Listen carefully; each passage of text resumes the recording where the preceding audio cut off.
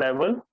With that, I hand over the screen to Jeevan, who is going to give us some lessons, some valuable inputs. He's going to show us and teach us the art of evaluating the speeches. With that, I hand over the screen to Jeevan with a round of applause. Thank you, Abhiraj. At the outset, can you hear and see me clearly? You guys can, right? Great, great. A very good morning to everyone. At this point, I aspire for more videos to be on because there's like 1, 2, 3, 4, 5, 6, 7, 8, 9, 10 videos on out of 42. Thank you, Sneha. I'm hoping that in the course of time, more videos come on. Great, great. A very good morning, MTM. I hope all of you all have had a lovely morning so far. I hope you haven't had breakfast yet, or if you all have had breakfast, it's in small portions because I'm about to serve a king-size breakfast. That's me trying to take a stab at humor. All right, great. Abhiraj, thank you so much for that warm introduction. I really appreciate it. And proud to see your growth from a member to a leader and looking forward to what's ahead. Great. So let's begin. I'm just gonna put my thing on mute. Yeah. All right, guys. Let's begin. I'm going to first start by laying down the structure of our piece today. It's a 45-minute affair, and I'm going to speak for 30 minutes. I'm going to blabber for 30 minutes. And once I'm done speaking, I'm going to keep it open for Q&As. So the last 15 minutes will be for Q&As. If you have any questions, speech evaluation related, any questions you've always had, any questions that emerged during, please feel free to ask me during the last 15 minutes. Sounds good? Great, great. So just a little inside story so that we break the ice. My fiance and I, and all of you know who my fiance is, we marked 2.5 years of being together yesterday. And it was quite a pleasant and fulfilling day. And it truly, to me, is a testament to the power of really, the power of two souls. So I just wanted to share that. I met her at MTM, and I felt that MTM is perhaps one family that deserves to know my milestones or our milestones. So that's that. Great. Let's get started then. Let's get to business. Speech evaluations. Intimidating? Do you find it intimidating? I certainly did. I remember when I joined MTM, before Abhiraj, before me wearing a blue coat, way before that, when I was sitting in the audience, I was intimidated because I remember I hadn't even delivered a speech yet. And there were people speech evaluating the out of people. So I was like, wow, man, this is, and I was intimidated. I was like, whoa, I've barely begun speaking. This is a baby crawling. And there are people running in these speech evaluations. So if you're intimidated, it's absolutely fine. I've been where you are. It's okay as long as you can come out of it. And we all will come out of it. So let's get a few sound bites on what MTM thinks in a statement, a speech evaluation is. Let's start with, I'd like the Zoom master Pranav's help here by unmuting a few people that I pick. I'm just going to pick people because I'm in the mood today. So Sneha, in your mind, in a statement, what is a speech evaluation? A speech evaluation is formal feedback of good things that the speaker did and things that the speaker can improve on in their speech. That's it. Great, thank you, Sneha. Between Krishna and Vineet, I'm torn, but I'll go with the guy that lost the bet, Krishna.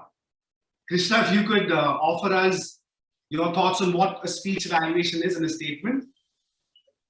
Thanks, Jeevan. A speech evaluation is one of the reasons everyone joins Toastmasters. It's an opportunity for a speaker to get better. And it's the job of an evaluator to find out actionable insights which can help someone get better at speaking. Fantastic. Thank you, Krishna. Let's do one more. Someone. Rohit, Rohan, my bad. My eyesight. Rohan, you're evaluating today. So your inputs will definitely be, worthy. Okay, so I think drawing on what Krishna said, evaluation is about giving specific insights to the speaker so that the speaker can act upon those insights and make his speech better the next time he comes on stage. So the purpose of the evaluation is to deliver very specific insights about the speaker's speech and how he did in the speech. That will help him become better in the next. So it's the main purpose is to add value to a speaker's journey. Fantastic. Thank you, Rohan, and all the best for your evaluation. Great. Thank you, Sneha, Krishna, and Rohan. All your points are valid. 3 unique truths about evaluation. Let me offer you my 2 cents on what a speech evaluation is. And I arrived at this while practicing at one of my competitions. It's a little, but hear me out. To me, a speech evaluation is a table topic married to speech analysis. I repeat, it's a table topic married to a speech analysis. Now, I was under the impression before I began competing that a speech evaluation is a prepared speech, because at MTM, by the time the prepared speech is done and the speech evaluation arrives, you have easily half an hour and you can memorize your notes, right? I mean, all of us have experienced that. It's a long meeting, so you have all the time in the world, but you don't get the luxury of time in a competition. In a competition, you have all of 5 minutes. So it was a big shocker to me that, oh, wait, this is not a prepared speech. I've made my notes down, but I don't have time to summarize. I don't have time to memorize it rather. So it's actually a table topic. That's when I figured it's a table topic married to speech analysis, because what are you table topicing about? You're table topicing about speech analysis. You're analyzing your speaker's speech. So according to me, it's a table topic married to a speech analysis. And so, to be a good speech evaluator, you need to be a good table topic speaker and vice versa. I told myself a lot of times I can't table topic, which is a lie I kept telling myself. It's not true. If I can speech evaluate, I can table topic and vice versa. So that, according to me, that's how I perceive, that's my relationship really with speech evaluations. Now let's get down and dirty with the actual art. Many eons ago, the 10 commandments were offered to the world, and the 10 commandments were held as a benchmark by society. Today, I offer you the 10 commandments of speech evaluation. And if you follow this, if you hold yourself to these commandments, I promise you will go far. That's with your effort, obviously, but you will go far. So I'm going to offer you 10 commandments. And once I'm done, we can have a chat about them. Sounds good? Great. The first commandment, there are 2 commandments of the 10 commandments that are of extreme importance, the first and the 10th. The first commandment is structure, something Vineet notoriously knows me for. Structure in speech evaluations. Now, structure, as you all know, is important in life, in relationships, at work, and similarly in speech evaluations. If you look at speech evaluations, it broadly dabbles with 2 elements: commendations, which are you calling out the good aspects of a speech, and recommendations, which is you calling out the not so good aspects and areas of improvement. Now, apart from commendations and recommendations, you need an intro, you need to summarize, and you need to conclude. So the way I go about my structure is I start off with a quote. And for those of you that have heard me evaluate, most of you know this, because I evaluate very consistently, or at least did. I start off with a quote. And this quote needs to resonate with the overall theme of the speaker's speech. The idea here is to set the tone for my speech evaluation and to tell the audience and the judges that, hey, I've been listening, and this is a creative way for me to extract something from the speech and add that to my evaluation. So I start off with a quote, move to commendations, the good aspects. I usually go for 3 commendations. If the speaker's terrible, I go for 2 commendations. Move to recommendations. Recommendations, I go for 2. If the speaker's terrible, speech is terrible, my bad, I go for 3. Summary. conclusion. So I'm going to speak more about commendations, recommendations, summary, and conclusions in the following commandments. For now, let's just internalize this structure. Quote to set the tone, comment, recommend, summarize, conclude. If you want to change it a little, it's absolutely fine. You don't want to quote, don't start with the quote, but something that resonates with the speech. Don't immediately start with the commendations, right? What if I immediately started saying, here are the 10 commandments? It's abrupt. So start off with something, break the ice, comment, recommend, summarize, conclude. That's the structure, extremely, extremely important. Because it's speech analysis, the father and mother of analysis is structure. So own the structure. That's the first commandment. Second, which is a subset of the first commandment, commendations and recommendations. How do we engage with them? Now, while I was practicing, I read something very profound about both commendations and recommendations. It crystallizes both the terms in one word. Commendations are about the why, the recommendations are about the how. Now, what do I mean by that? For example, I say, Namrata employed the power of pause as a commendation. That's me calling out the commendation. My next step and the most important step is telling Namrata, the audience, and the judges why that worked. Why did that impact me? Namrata, when you employed the power of pause, you made me pause. You made me take your last statement seriously. And because you offered me those 3 seconds, what you said sank in. So what I did is I called out what Namrata did well and broke down why she did it well. Don't simply say, Namrata, you paused, great job, and move on. No, you've got to call it out and why. Why in commendations? That's the key. Call it out and tell us why it's a good point. Moving on to recommendations. Recommendations are about the how. For example, I say, Poonam, you could have expressed more. That's me telling her you should have expressed more emotion. Fine, that's the recommendation. I've called it out. Now, how do you express more emotion? That's what I need to demonstrate. So, Poonam, when you say you lost your pet, you've got to actually express. You've got to take us to that moment where you lost the pet. And that's where I lost my pet. You've got to get in the moment. That's me demonstrating how. I mean, I usually express much more. It's a speech evaluation narrative here, so I'm being a little more, inhibited. But the point is, you've got to demonstrate how. When you call out a recommendation, if you say express more, tell the audience, tell Poonam, tell the judges how to express more. Demonstrate. Don't simply say you got to express more and move on. Demonstrate how. Show them how. So commendations are about the why. Why did it work well? Recommendations are about the how. How, demonstrate how could you improve it. Sounds good? Commendations, recommendations, why, how. Third commandment is summarize. Now, all of us are on Netflix, and when you watch a series, a 2, 3, 4 season series, in the second season, the first thing that emerges is a recap, right? Where they recap for a minute or so the significant milestones, characters, events of the preceding season. Why do they do that? Have you wondered? It's so simple, right? It's when you look at somebody, it's basically refreshing your memory. With the recap as well, Netflix, HBO, Prime, when they recap, they're refreshing Mohsin's memory, they're refreshing Jeevan's memory. I'm like, okay, so Jon Snow, if you watch Game of Thrones, I'm going to throw a few spoilers here. Okay, Ned Stark dies. Okay, Arya gets lost. Your memory is refreshed. And when your memory is refreshed, you're in a better position to consume the second season. Very similarly, let's come back to speech evaluations. When you summarize, you're reinforcing the point. You're refreshing the memory of the speaker, the audience, and the judge. That's the power for summary. It's very simple, but very profound, very important. So when you summarize, you've got to summarize the commendations and the recommendations in short.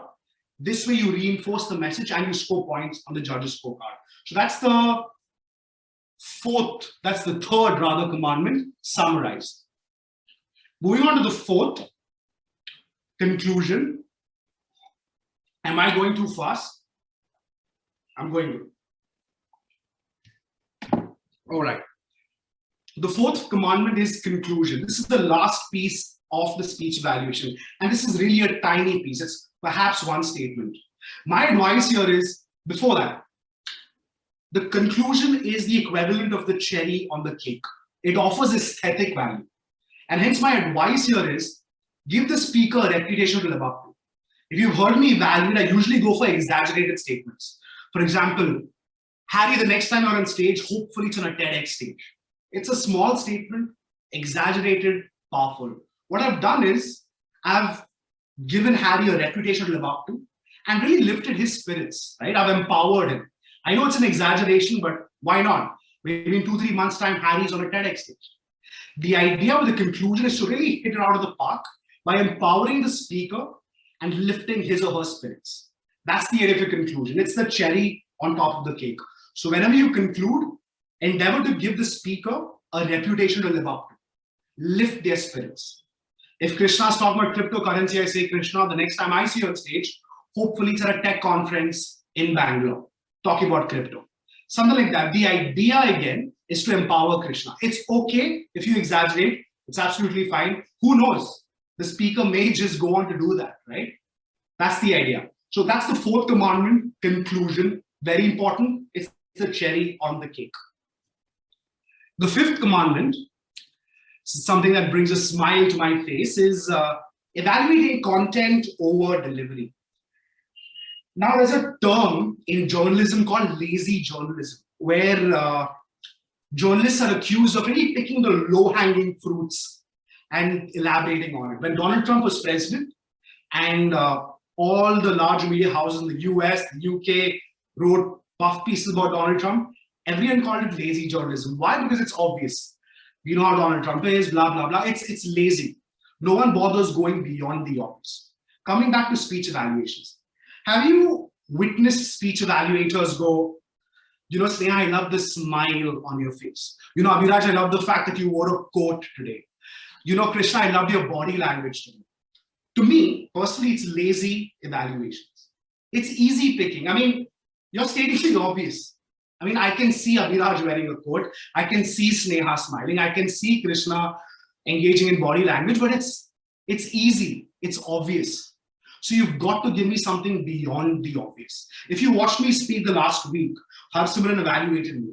I'm pretty animated with the body language, with the delivery. But Harsimran didn't pick even one element of delivery. He just focused on content. That should be your goal as well. That should be the aspiration. I'm not saying don't negate delivery. It's important. But if you pick areas like smile, energy, to me, it's lazy picking. To me, it's you're picking the low-hanging fruit and really you're not bothering to dig deeper. Your idea as speech evaluator, the goal is to offer the audience, the judges and the speaker, something they don't already know, right? And that's predominantly in the content. So goal being evaluate content over delivery. Don't indulge in lazy evaluations, lazy journalism. That's the fifth commandment. Sixth commandment is retrofitting the evaluation. What do I mean by retrofit the evaluation? Every speech is themed a certain way. Let's say Sandhya delivers a speech on family, right? It's about balancing family with professional life. And Jeevan's evaluating her speech. I would start by saying a family woman doesn't balance work and family. A family woman balances family and family. And then I move on. I move to the transition from commendations to recommendations. Here I say now, every family can improve on themselves a little bit. Similarly, every speech can improve a little bit. So here are my recommendations. And towards the end, I say, with this, Sandhya, you become an accomplished family woman. What I've done is, in the intro, transition, and the conclusion, I have picked the theme of Sandhya's speech and retrofitted my evaluation accordingly. My commendations, recommendations, which are the core, remain the same. I'm going to comment and recommend Sandhya on a speech. But when I started, transition, and close, I picked on the theme. What I've done essentially is I've spoken to Sandhya, the audience, and the judges in Sandhya's vocabulary. If the vocabulary was family, I spoke in family. If the vocabulary is love, I'll speak in love. Does that make sense? Retrofitting the evaluation. What happens usually is we evaluators employ our own vocabulary, right? Which is fair, which is original. But if you're able to subtly pick on the speaker's vocabulary and feed it back to the speaker, audience, and the judges, it's fantastic. It's genius. It's hard to do that on the fly. You have 5 minutes to prep. But if you can do that, if you can retrofit your evaluation to the speaker's theme, the consumption, the ability for people to consume is so much easier. And the creativity and the points on the scorecard just increases tenfold. So as much as possible, retrofit the evaluation. That was the 6th commandment. The 7th commandment is another one that brings a smile to my face. Creating acronyms or short forms, really, terms for already existing concepts.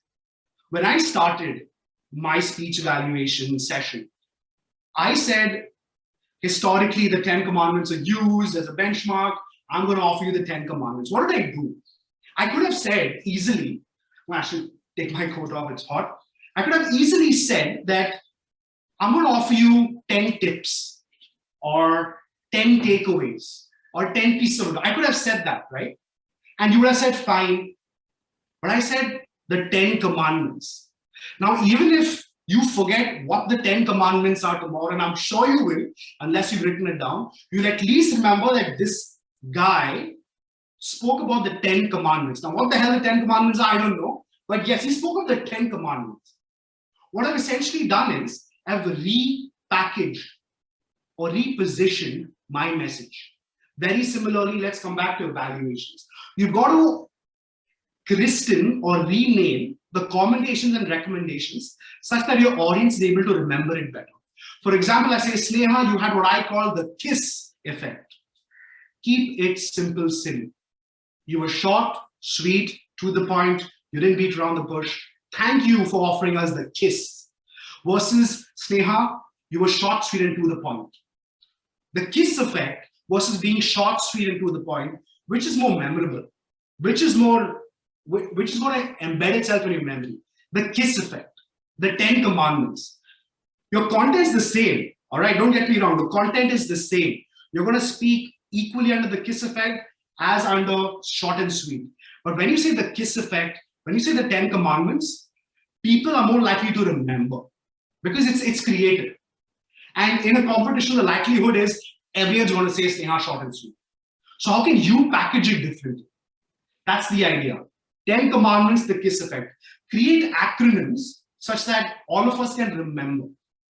All right? That's the 7th commandment. Creating acronyms or terms for already existing concepts.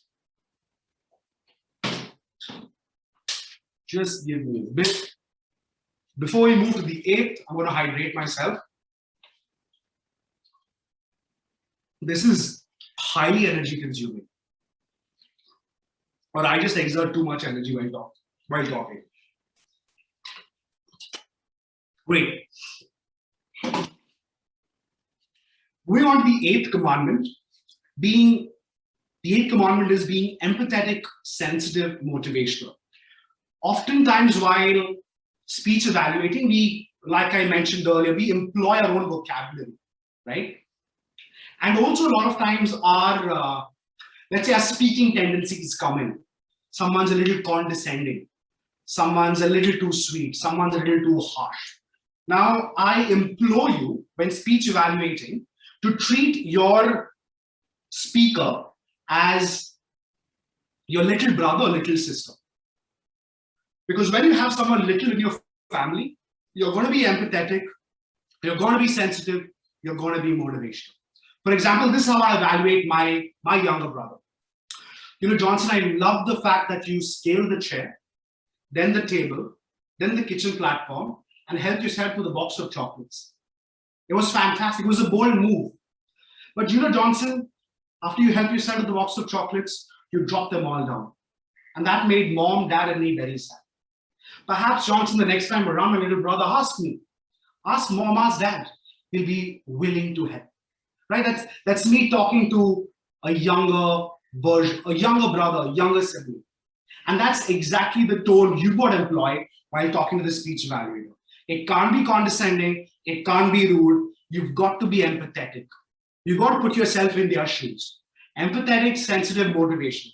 This holds points in the scorecard as well. So as much as possible, be friendly, smile, and treat them like your younger sibling. All right? Great. Ninth one, the ninth commandment. We're very close to the end. The ninth commandment is another one that brings smiles to my face, and I'm sure will to yours. Don't romance the speaker. Romance the speech. Now, I'm sure all of us have been entertained by evaluators who go like, Mossy, when you spoke today, you blew my heart, you blew my mind, you blew all the organs in my body. Mossy, when you spoke, man, you remind me of Barack Obama. I took you seriously. I made notes. Man, I'm going to change my life tomorrow. What am I doing? Like, what is the evaluator doing? He's romancing the speaker. To me, honestly, it's you're marinating the speaker with praise, and might I add, fake praise. And on a deeper level, I feel that evaluators do this. They romance the speaker when they don't have enough content in the bag about the speech. Right? That's why you go on to say, Mossy, when you spoke, Sneha, when you smiled, you touched my heart, and this and that, and this and that. You're romancing the speaker because you don't have enough content in the bag about the evaluation. Your job is not to woo the speaker. The speaker is in a relationship, married. Chances are they won't do anything with you. So don't romance the speaker. Romance the speech. Don't focus on the speaker. Focus on the speech. Turn the spotlight on the speech. And, fake praise, whenever you fake praise someone, it always comes out.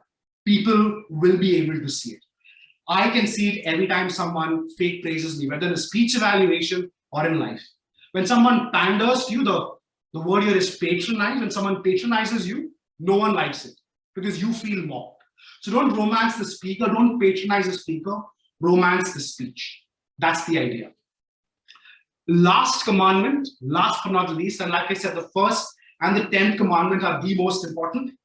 It came up a little earlier, and the 10th commandment is, manners maketh man/woman, practice maketh evaluate. It's the unspoken truth, right? As Under Armour says, it's what you do in the dark that puts you in the light. Now, I'm going to offer my personal example. This is in no way me bragging, but this is to show you what it takes really to get to the highest level. I didn't win, yes, but what I did manage to take me to the highest level. On an average, when I was preparing, I did one speech evaluation at MTM every week. That was a club level evaluation. When me and my coach met for practice, we did a minimum of 3 evaluations every alternate days. So that's 10 evaluations a week. When we got closer to competition, on my coach's ask, I went to 3 foreign clubs. That's London, Aditya's club, Aditya Maheshwaran, Germany, and France. I went to 3 clubs and evaluated 3 overseas speakers. I attended the finals, the district finals of the District 92 contest, the speech evaluation contest, which is Bangalore. It was a 3-hour affair. I attended all of it. And I made notes of all the speakers. There was not a day in my life during the competition that I didn't eat, sleep, and breathe evaluations. I kid you not. That's how much practice goes in. And quite honestly, towards the end, I was exhausted. And people around me said, yeah, you seem exhausted. But that's the kind of practice that goes in. Earlier in the day, Pranav spoke of Mirabai Chanu. Fortunately enough, I stumbled upon few videos of her and how she didn't land any medals in 2016 Olympics, right? She didn't land any medals and how bad she felt. Mirabai Chanu, another colleague of her in the same sport, was telling the media that she goes home once a year. She goes home once a year. And that's it, just once a year. The rest of the time is spent practicing. And after every competition, she rests and preps for the next competition. She's only 26. And so that really is the cost of a silver, the cost of a gold, the cost of reaching a district finals. There is a lot of sacrifice you need to put in the effort. It's the most important element. So practice, practice, practice. As manners maketh man and woman, practice maketh evaluator. Those were the 10 commandments. I'm going to summarize, I'm going to recap. The first commandment, structure, quote, commendations, recommendations, summary, conclusion. Second, commendations are all about the why. Recommendations are about the how. Summarize, recap, it has psychological value. It refreshes the memory. Conclude, give the speaker a reputation to live up to. Evaluate content over delivery. Don't go for lazy or convenient evaluation. Look beyond the obvious. Retrofit the evaluation. Fit your evaluation into the speaker's narrative, the speaker's theme. Seventh commandment, create acronyms, terms for already existing concepts. For example, the 10 commandments, the KISS effect, it has a greater impact on the minds of everybody. Eighth commandment, be empathetic, sensitive, motivational. Treat the speaker like he's your younger brother or younger sister. Ninth, do not romance the speaker. You're probably in a relationship and don't want one with you. Romance the speech, focus on the content and not the speaker. Last but not least, practice, practice, and practice. With that, I draw the 10 commandments to a close. And before we open it for Q&As, I'd like to offer something I believe is profound, something that was passed on to me in my philosophy class. And it goes like this. The teacher's role in life is to offer you the how to do it. The student's role in life is to figure out the what to do. Let's come back to speech evaluations. Today, what I've done is through the 10 commandments, offered you the how to evaluate. Your job as MTM is to figure out the what to evaluate. Now, Pranav's thinking, okay, what do I comment on? What do I recommend on? That is the role of MTM. The teacher's role is the how, and this is a truth, all right? This is a profound truth. The teacher's role is the how, the student's role is the what. So with me imparting the hows, I implore you to identify the what's and speech evaluate going forward. With that, I'm done with my 10 commandments, with our 10 commandments. I'd like to throw the floor open for questions now. So if anyone has a question, no questions, a stupid question, please raise your hand. Or if you want, you can type it in the chat box. I'll be happy to address it.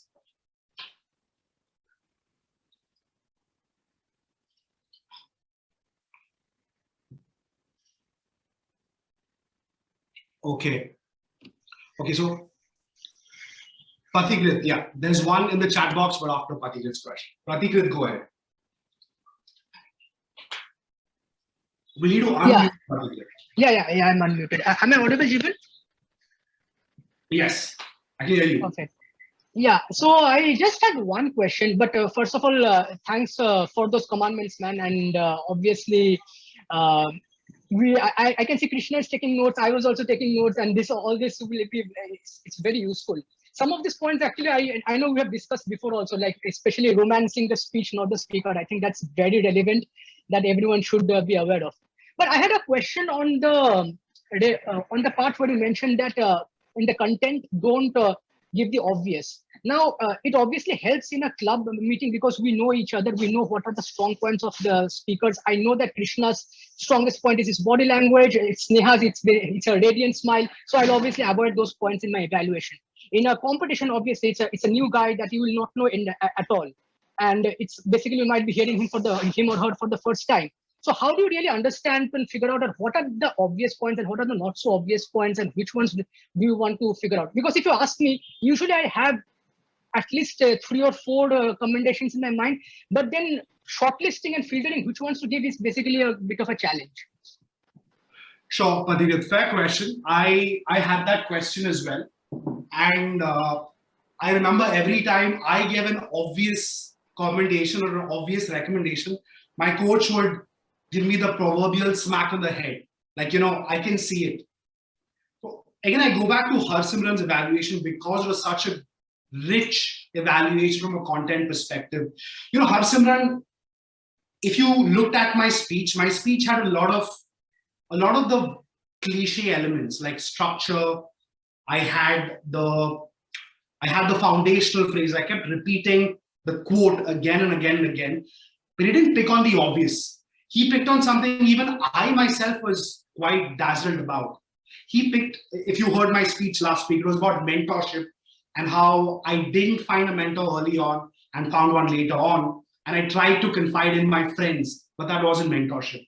He told me, particularly, that Jeevan, you told us that you cannot find friends in mentors. Friends have their place, mentors have theirs. I was like, wow. I meant that, but I didn't know I meant that myself. That's the power. So to answer your question, it comes with practice. And honestly, it's about peeling the layers. There's a saying in advertising, kill your first darling. Kill your darlings, especially the first darling. Because you know why?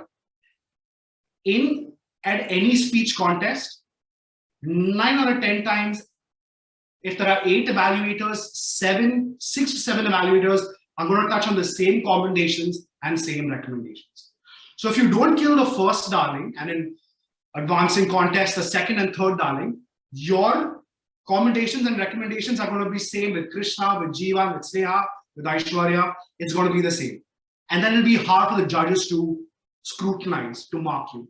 So to answer your question, it comes with practice. There's no other way. And it's the skill of observation. Look really beyond the obvious. Even with the content, try and peel that layer.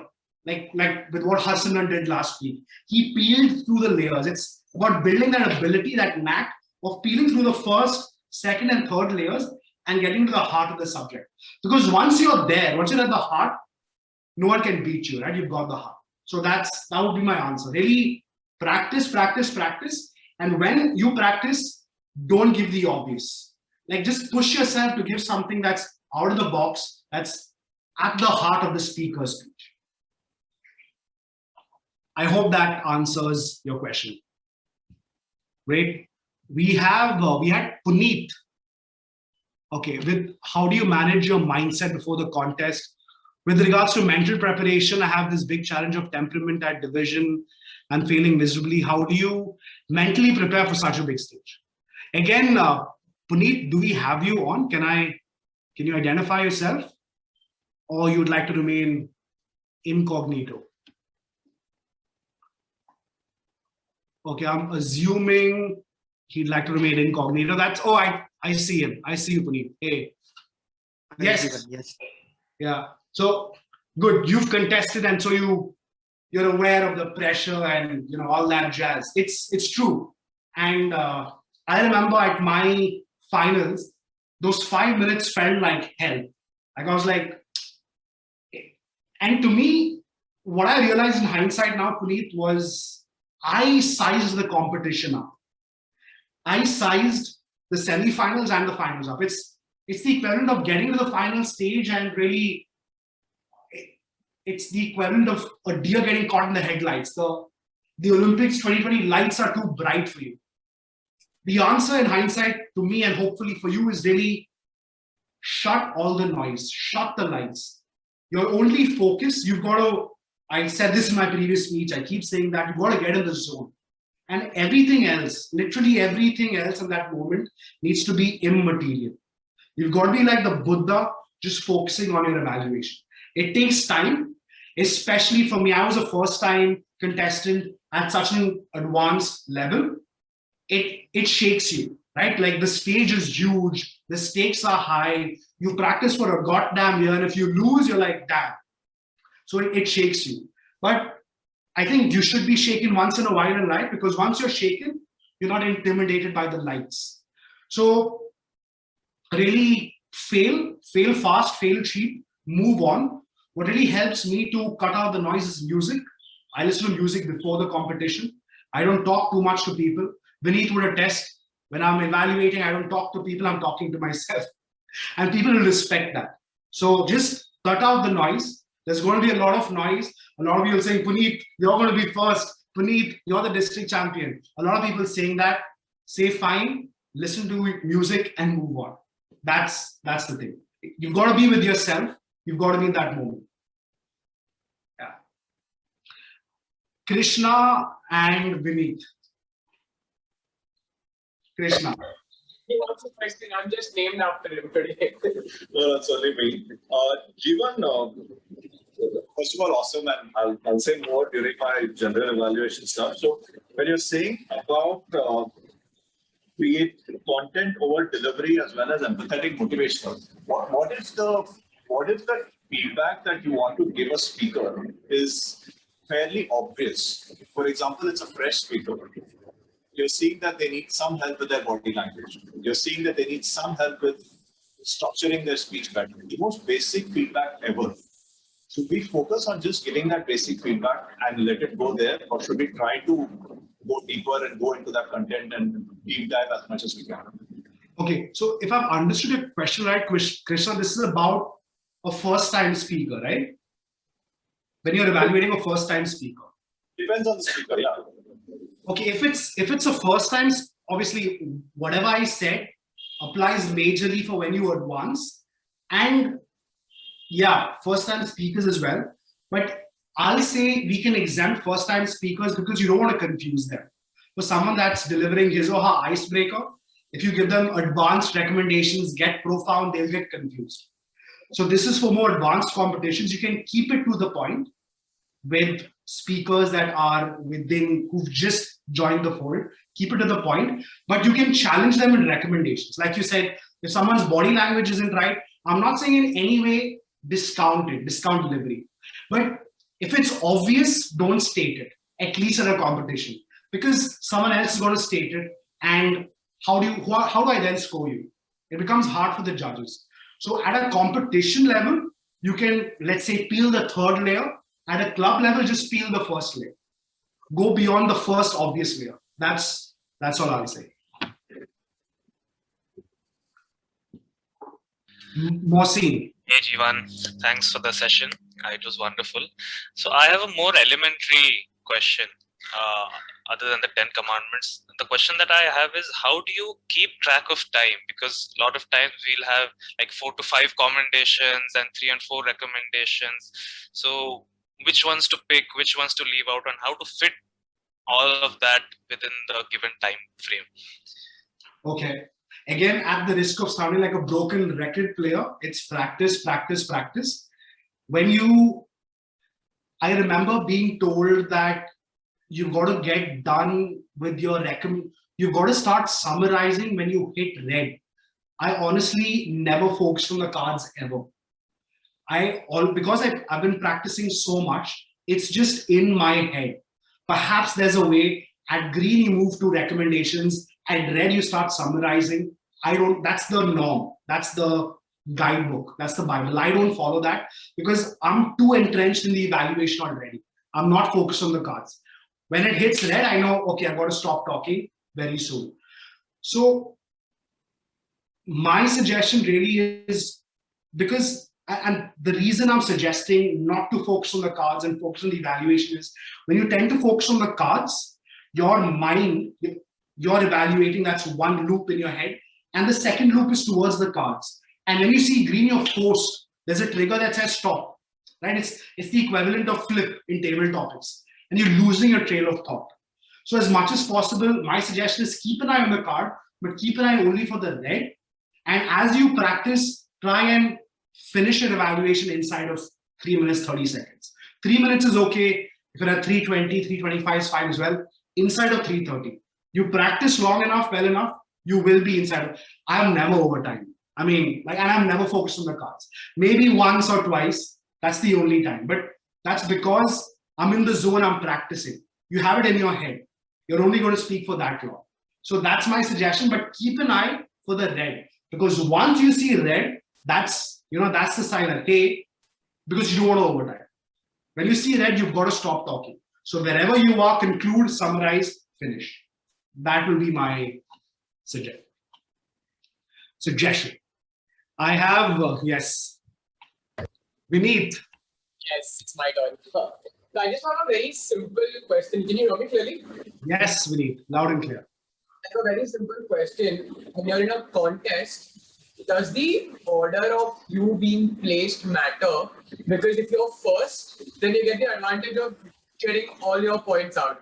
But if you're last, then you improvise and figure out, okay, these many points might have already been covered or might have been over exhausted. So how do you improvise then and come up with, say, 1 or 2 new key points for the speaker? That's a great question, Vineet. And as a contestant, your biggest fear before the competition is, when are you going to speak? What's the order? At MTM, I was 18th. So I had I literally had 20, 25 minutes. I could memorize my evaluation. At the progressing levels, I had 5 minutes. The answer to your question, Vineet, is, again, I'll go back to one element of the answer, which is practice. Whenever I practiced, I only gave myself 5 minutes. Only 5 minutes. Sometimes even 3 minutes. So regardless of where I place on the roster, first or 10th, when I've practiced only for 5 minutes. So it doesn't matter whether I'm the first evaluator or the 5th evaluator. Because mentally, I have 5 minutes for myself and I've made the most of that. And my fiance had suggested reduce that 5 to 3. And that's what I did. Usually, just to digress a little, I've read this when professional table tennis players play and they practice with iron bats, with iron rackets, so that when they play with their regular rackets, it feels lighter. So you give yourself not too much room to breathe earlier. So when you actually have the room to breathe, it's better. That's the first answer, which is practice, 5 minutes to practice. The second answer, Vineet, is, because I've done this, you definitely have more time. When you have more than 5 minutes, you've written your notes down, you go back and say, okay, wait, there are 3 speakers ahead of me, I can change things. And I've done that at a contest. I've changed things because I felt, you know what, this is not too clear. This may be spoken of, I've changed things. So definitely there is the advantage of time. If you are later on the roster, apart from your 5 minutes, you have the time to reflect on the points you've made, change it. You'll never know what points your predecessors, your preceding evaluators are making. But you definitely have room to play around with those points. And it's totally up to you to change it or no. My opinion, make the most of it. It definitely helps because your first thoughts are your first thoughts. But if you can revise your first thoughts, nothing like it. So make the most of your time. That's my answer. Yeah, we have Sahil.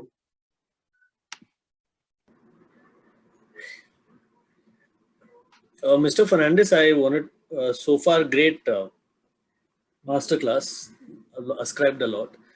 So when you give during contests, what attitude you carry? Are you under pressure that you have to be in the top 3 in order to live up to your reputation, or you have to come first, or what attitude you carry? Because that we all have that competitive attitude, and there's that anxiety that if we don't win, how we'll feel, that kind of thing. So what would you advise on that? Yeah, that's a great question, Sahil, and something I experienced firsthand. It's honestly, the answer is to swallow your ego, because I had a lot of it when I first competed at MTM, and when I lost, I was humbled. I was really humbled, and it shattered my ego. The short answer to your question is, don't build expectations. Whoever's competing wants to win. Whoever's listing themselves on the IPO market want to be oversubscribed 100 times. Whoever's applying for a job wants to get in, right? Everyone wants best case scenario. But I go back to a quote that says, don't bother about the outcome, bother about the output. Just focus on what you can produce and what you will produce. And it's in the Bhagavad Gita as well, right? Don't karm ki chinta karo, phal ki chinta mat karo. It's very true in life. don't, apologies, I'm moving to religion, but it's a universal truth. It's never about the output. It's not about the outcome, rather, it's about the output. So just focus on what you can produce, what you will produce on the day, and just forget the rest. There are times it's in your hand, there are times it's not in your hands, there are times you win, there are times you lose. And honestly, a winner, to me personally, a winner isn't greater than the loser, ever, in any competition. In fact, to me, the loser is better because he or she has lost. They're going to come back so much stronger. And that's the power of losing. That's the power of being humble. So honestly, losing really, it sucks.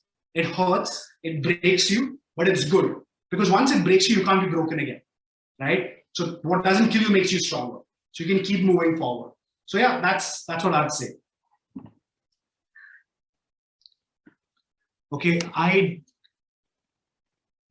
believe we are, Abhiraj, I've overshot significantly, right? No, we are on time. Okay, Yeah. great. So there are a couple of questions in the chat box. Would you like me to take that now, or? Yeah, we can take them now. I can take them now, right? I'll keep it quick. So, okay, what's the best way to memorize the speech, especially a formal speech? Okay, Himanshu, are you talking about a speech evaluation or a speech in general? Can we unmute Himanshu? Yeah. Okay, I'm talking about the speech. Okay, sure. Again, I mean, the power of practice, right? Like literally the answer to every question from MTM is practice, practice, practice. But on a more, I'd like to say on a more profound level, Himanshu, whenever I deliver a speech, I deliver a speech that's close to my heart. That's happened to me in my life, right? So the script is me. There's no distance between me and the script. And so when I'm delivering, even if I go left or right, I digress. It's my story. So I know my story. All of us know our stories. I may forget the wordings, I may forget the analogy, but I own my story.